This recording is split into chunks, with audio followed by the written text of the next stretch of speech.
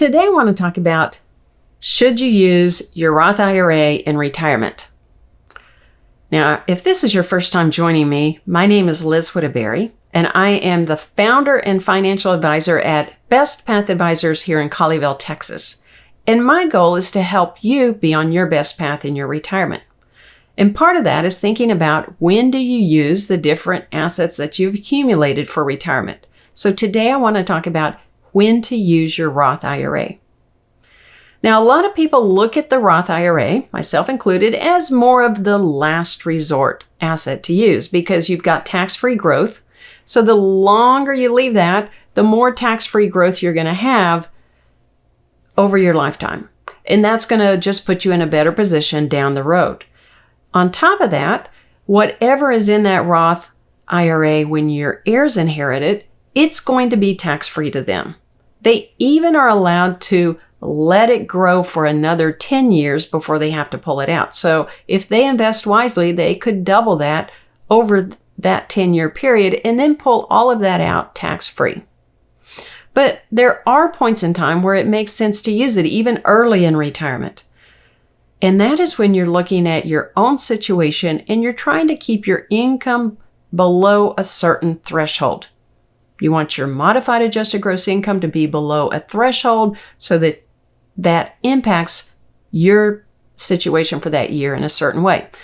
Some of the reasons that you might want to do this would be, let's say you're under the age of 65 and you are not on Medicare yet, but you have retired and you're going to get your health insurance through the healthcare.gov through the marketplace. Well, if your income is below a certain level, then you're going to get a premium tax credit. So it could make sense to dip into that Roth IRA to help pull your income down in order to get that premium tax credit and reduce the amount that you're going to have to spend on health insurance during those early years. Another reason would be to keep your tax bracket below the level that you want to pay taxes on. And especially if you're not quite paying tax on all of your Social Security yet, because each dollar that you increase your income, that's going to create another dollar of Social Security. Well, 85 cents of Social Security that gets taxed. Another dollar gets pulled into the formula. The max that you pay tax on is 85 cents of each dollar.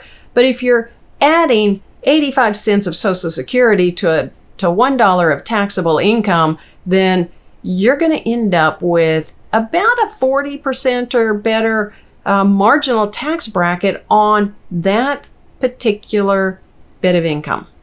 And so you don't want to do that. You can use your Roth to fill in the gap of income that you need and prevent yourself from increasing that tax on that Social Security in that year.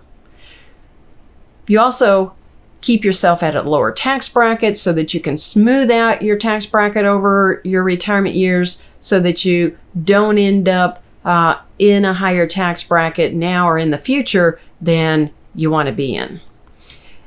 And then last of all, by keeping your modified adjusted gross income at a lower amount, you can reduce the cost of your Medicare Part B, Medicare Part D.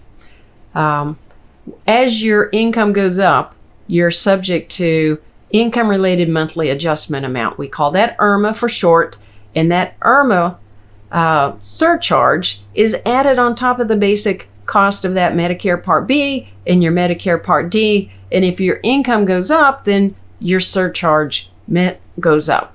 You enter that next IRMA bracket if you're just $1 over, and you then have to pay that next higher level of insurance premium.